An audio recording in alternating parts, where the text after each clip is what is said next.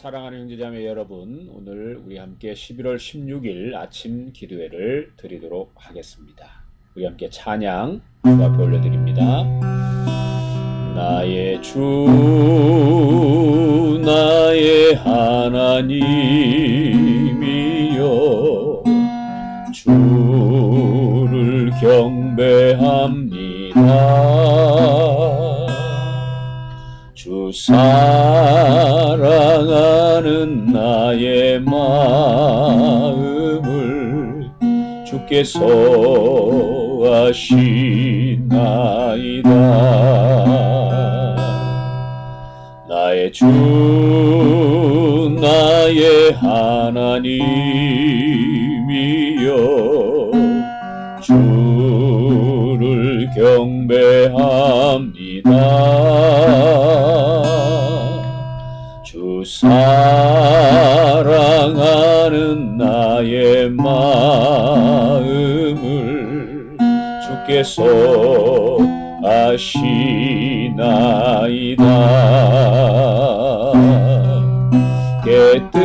깨뜨릴 옥합 내게 없으며 주께 드릴 향유 없지만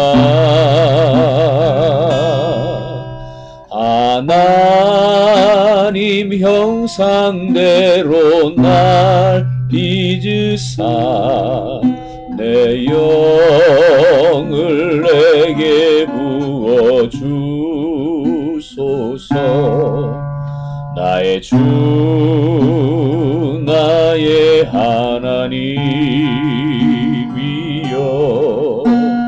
주를 경배합니다. 주 사랑하는 나의 마음을 주께서 아시나이다.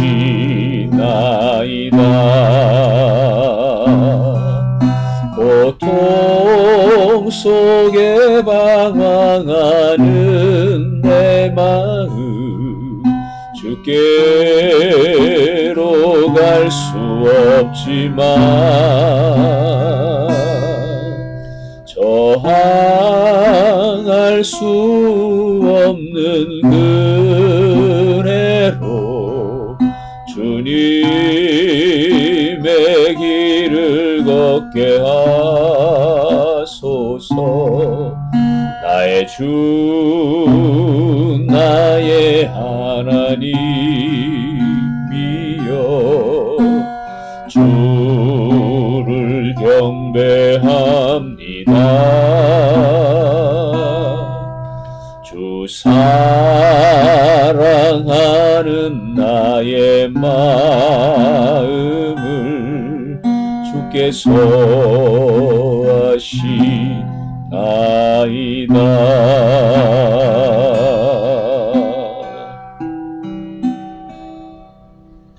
아멘. 오늘 아침은 저희가 신앙 성장 시리즈 성경이 무엇을 말하느냐, 오늘은 10번째 시간입니다. 기도 두 번째 주제, 이 말씀 기도에 관하여 함께 저희가 은혜를 나누도록 하겠습니다. 우리가 기도의 방법은 매우 다양합니다. 우리가 사람마다 또 환경에 따라서 기도하는 모습과 또 방식에 많은 차이가 있기 때문에 이것이 맞다, 저것이 틀리다 라고 말하는 것은 불합리합니다. 우리가 어제도 함께 말씀을 나눴지만 이렇게 장애가 있는 분들 일반적인 방법으로 기도를 드리지 않습니다. 중요한 것은 방법이 아니라 어떻게 우리가 바르게 주님 앞에 기도할 것이냐가 중요하겠습니다. 우리가 기도하기 전에 아버지께서는 우리의 필요를 미리 다 아신다고 우리 예수님께서 말씀하셨습니다. 우리가 기도하는 이유는 단순히 기복적인 신앙의 측면에서 무엇인가를 구하기 위해서 기도를 하기보다 우리는 기도를 통해서 하나님을 만나는 것입니다. 우리가 아버지를 만나서 교제를 나누는 것이 기도죠. 그런데 우리가 그런 아버지의 뜻을 바르게 알지 못하고, 그래서 우리가 우리 방식만 또는 우리 하고 싶은 것만 고집한다면 아버지와의 교제가 온전한 교제가 될 수가 없을 것입니다. 그래서 우리는 주님 앞에 이 올바른 기도의 삶을 이루어 가기 위해서 무엇보다 이 하나님의 말씀을 통해서 우리는 우리의 기도를 훈련해야 하고, 그럴 때 성령께서 우리를 도우셔서 마땅히 우리가 아버지 앞에 기도할 바를 알게 도와주십니다. 여러분들이 성경을 읽으셨다면, 성경을 읽어보신 분들은 성경을 읽는다라는 것이 단순히 읽는 것으로 끝나는 것이 아니라, 우리는 성경을 읽으면서 우리의 마음이 그 하나님의 말씀에 대하여 반응하는 것을 경험하게 됩니다. 감사도 드리게 되고, 또 기쁨을 얻기도 하고, 위로를 받기도 하고, 힘을 얻기도 하죠.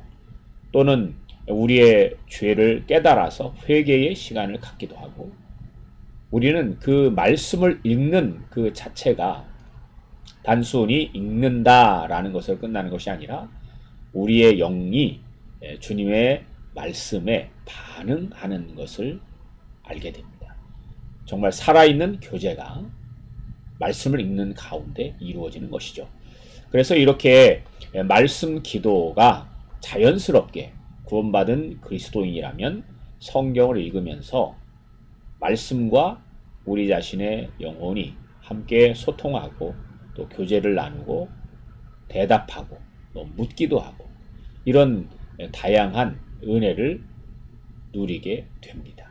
그런데 우리가 이런 말씀을 통한 이 기도의 훈련이 되지 못하신 분들은 이 말씀 기도를 자칫 이 방법론적으로 이해를 하시게 될 수도 있습니다. 그러나 우리가 이 부분을 방법론적으로 배운다 할지라도 거기서 끝나는 것이 아니라, 우리는 그것이 자연스럽게 마치 아버지와 아들이 서로 대면해서 대화를 나누듯이 우리는 우리의 마음을 그분 앞에 있는 그대로 말씀에 반응하면서 쏟아 놓는 정말 깊이 있는 기도의 자리에 서야 됩니다. 그래서 오늘은 우리가 말씀 기도, 어떻게 우리가 주님 앞에 가질 것인가에 관하여 함께 살펴보겠는데요. 특별히 우리가 묵상이라는 것은 이 말씀 기도의 단면을 보여주는 아주 소중한 주제입니다. 우리가 묵상이라는 말 자체는 생각하다라는 의미를 가지고 있습니다. 그래서 우리가 하나님의 말씀을 우리가 주야로 묵상을 하게 되면 말씀을 우리 마음에 채우고 그 말씀을 끊임없이 반복적으로 고백하고 또 확신하고 때로는 용기를 갖고 그 말씀을 붙잡고 결단해서 순종하는 이런 말씀과의 우리 믿는 자들의 그런 동행의 삶이 곧 묵상의 삶이죠. 그래서 우리가 이 묵상, 하나님의 말씀으로 기도하는 이 과정을 앞서간 많은 믿음의 사람들도 여러 가지 방법으로 많은 믿는 사람들이 훈련할 수 있도록 지혜를 모으기도 했습니다.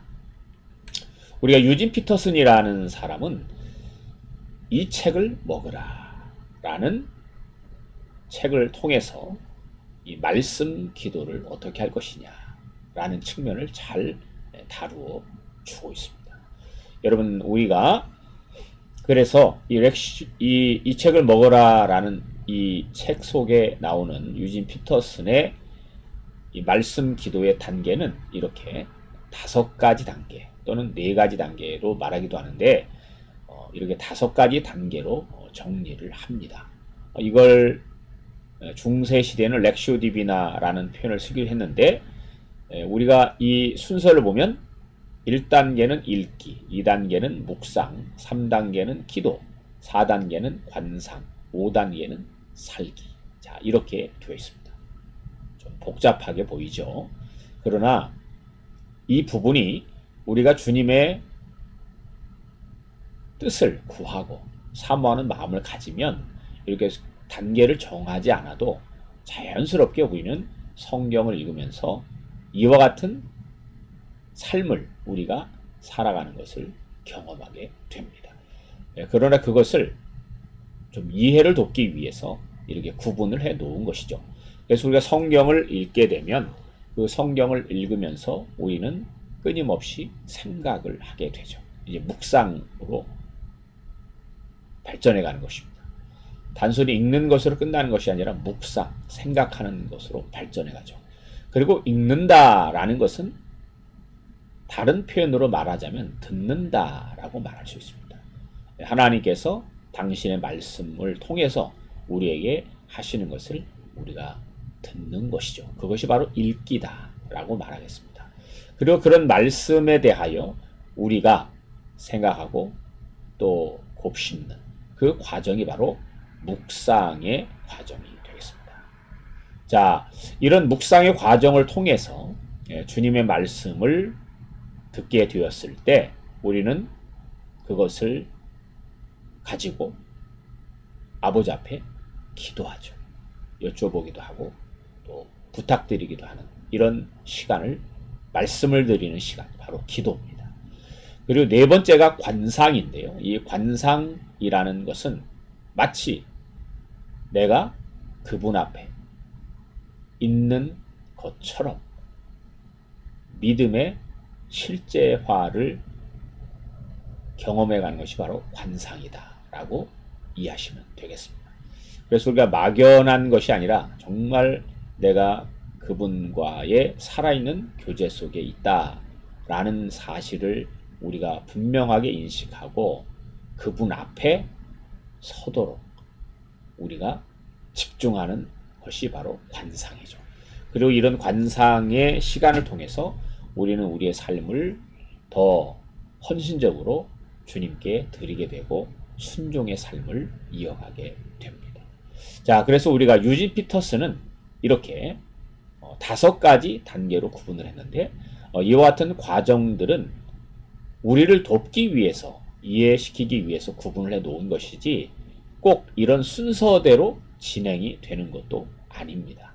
때로는 우리가 아버지 앞에 기도부터 시작할 수도 있고 등등 다양한 순서가 진행될 수도 있습니다. 그러니까 이해를 돕기 위해서 단계를 정했을 뿐이지 꼭 무엇이 먼저다라고 말하기는 어렵다라는 것입니다.